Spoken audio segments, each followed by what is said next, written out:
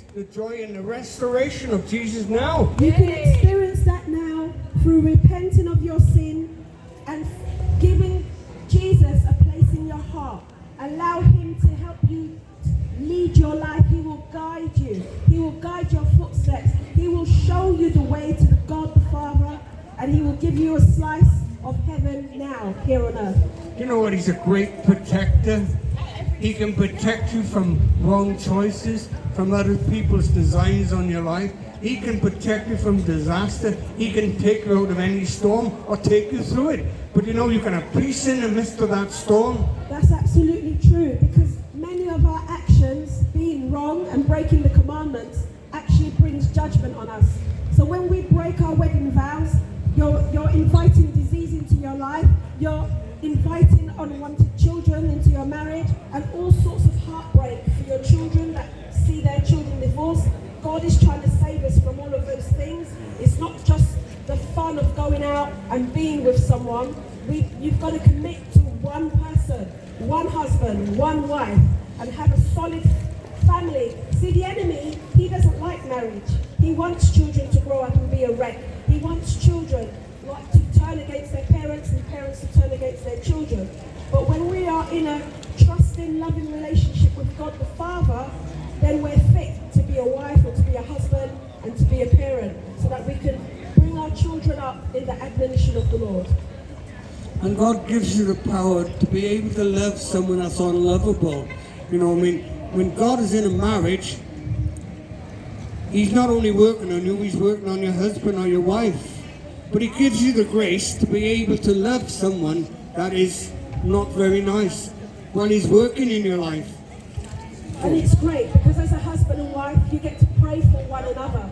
You don't just get to go to God and talk about your husband. Why is he like this? Why is he like that? You get to hold hands and face the situation together. Lord, we need your love. We need your peace in this situation. When you come in, there's tension, there's strain. We're anxious because there's a lack of money. Lord, come through for us. We believe and we trust in you for provision. And you know, one of the biggest gifts God has given you is the gift of grace to forgive. And when you can forgive someone, even though they're not deserving it, you know, it's a fresh start again. So true. I know for a fact that God has forgiven me for so many things. There's things that I can't even confess to you. They're awful things. But God's seen it, and I've been able to confess them to him, and I have the full assurance that he has forgiven me. And because God has forgiven me for things I didn't deserve to be forgiven for, that then gives me the power to love others enough to then forgive them. Even when I don't want to, I'm reminded that Jesus forgave me.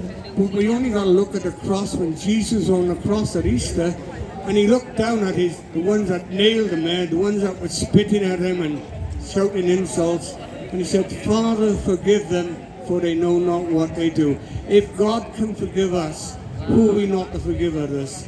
Yeah, and the best news about forgiveness is that we don't have to do it in our own power.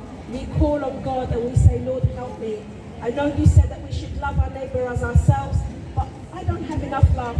Lord, I need more of your love, more of your grace, more of your mercy, so that I can pour it onto this situation, Lord. I want to be like Jesus in this world. I want to be like Jesus and have the love and the hope of the Father living in me. Yes, and when we hold unforgiveness in our hearts, it turns into bitterness, and bitterness turns into sickness in our bodies.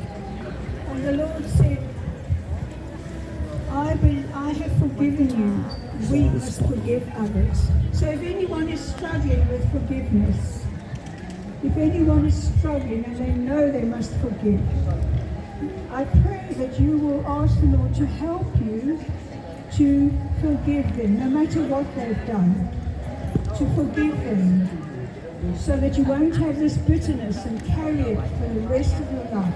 Bitterness ages you, makes you old.